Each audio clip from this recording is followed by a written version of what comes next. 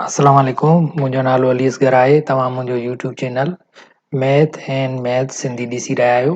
हिन लेक्चर में असीं 11वीं क्लास जी एक्सरसाइज 3.7 जा कुझु प्रॉब्लम सॉल्व कंदासीं।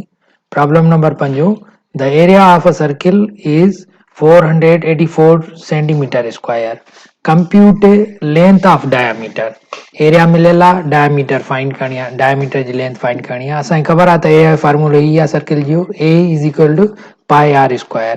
एरिया मिलियल आहे 484 ऐं पाए आर स्क्वायर। हाणे पाए ते मल्टीप्लाई आहे, हिन साइड ॾे लेफ्ट साइड ते डिवाइड थी वेंदो। ॿिन्ही तरफ़नि खां असीं स्क्वायर रूट फाइंड कंदासीं।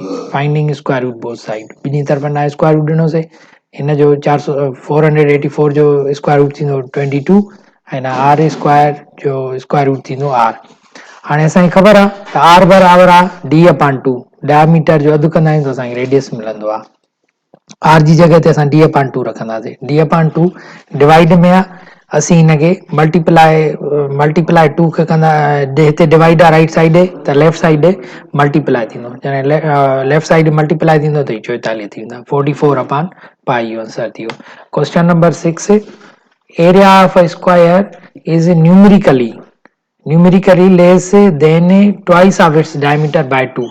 area क्वेश्चन के हाणे फर्ज़ कयो त let x be the side of a square.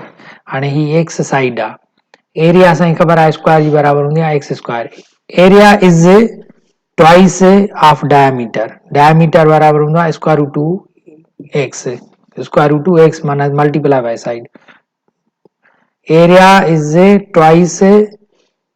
Twice diameter less two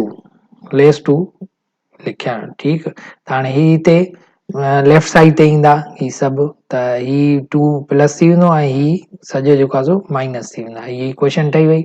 in equation जा असीं फैक्टर्स मालूम कंदासीं, a square minus 2ab plus b square फार्मूले सां। त ए स्क्वायर माइनस 2ab ऐं बी जो स्क्वायर। ठीकु, त ही थी वियो ए माइनस बी होल स्क्वायर। ॿिन्ही तरफ़नि खां स्क्वायर रूट फाइंड कंदासीं त असांखे एक्स माइनस स्क्वायर रूट 2 बराबर 0 थी वियो। 0 जे बराबर ही हेॾे नेगेटिव आहे पॉज़िटिव थींदो। हीअ मिली वई साइड। असांखे फाइंड करिणो आहे पेरीमीटर माना चइनी साइडुनि जो जोड़, सम ऑफ ऑल साइड्स, सभई जेके साइडूं हिननि जो जोड़, सभिनी जो जोड़ कयोसीं 4 स्क्वायर रूट थी वियो आंसर। क्वेश्चन नंबर 7 साॻी तरीक़े सां थींदो, पर क्वेश्चन पढ़ूं ऐं कंडीशन सेट कयूं ऐं इहो तव्हां पाण बि सोल्व करे सघो था। Perimeter of a square is numerically greater than, perimeter of a square is numerically greater than its area by 4 greater than आहे त प्लस कंदा, लेस देन हो माइनस पिया कयूं। ही हिते पॉजिटिव आहे, हिनखे 4x खे असीं राइट साइड ॾे खणी ईंदासीं त 4x हिते नेगेटिव थी वियो। हाणे ही इक्वेशन ठही वई, इन जा फैक्टर्स मालूम कयासीं ऐं हिनखे सोल्व कंदासीं। साइड मिली वेंदी 2 ऐं असांखे डायमीटर फाइंड करिणो आहे, तंहिंजे करे डायमीटर सां मल्टीप्लाई स्क्वायर, डायमीटर जो ही फार्मूलो आहे स्क्वायर रूट 2x, x जो वैल्यू 2 आहे, 2 मल्टीप्लाई कंदासीं, डायमीटर जो वैल्यू थी वियो।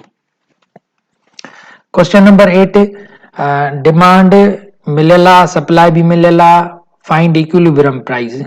इकोनॉमिक्स जो प्रॉब्लम आहे। इकोनॉमिक्स में इक्विलिब्रियम तॾहिं थींदी आहे जॾहिं डिमांड ऐं सप्लाई ॿई इक्वल हुजनि। डिमांड या सप्लाई इक्वल न हूंदा त इक्विलिब्रियम न हूंदी। इक्विलिब्रियम प्राइस फाइंड करणी आहे। असांखे ख़बर आहे त डिमांड ऐं सप्लाई इक्वल थींदा तॾहिं ई इक्विलिब्रियम हूंदी। हाणे डिमांड जी हीअ इक्वेशन आहे मथे मिलियल आहे, सप्लाई जी इक्वेशन हीअ आहे p+3, ॿई इक्वल कयासीं। हाणे p हिते डिवाइड में आहे, तंहिंजे करे हाणे p ॿिन्ही तरफ़नि खां मल्टीप्लाई कंदासीं। हिन सां p मल्टीप्लाई कंदासीं, p ख़तम थींदी 16 मिलंदा, हिन सां p मल्टीप्लाई कंदासीं 9p थी वेंदो। p सां मल्टीप्लाई p कंदासीं p स्क्वायर, 3 सां मल्टीप्लाई कंदासीं 3p थी वियो।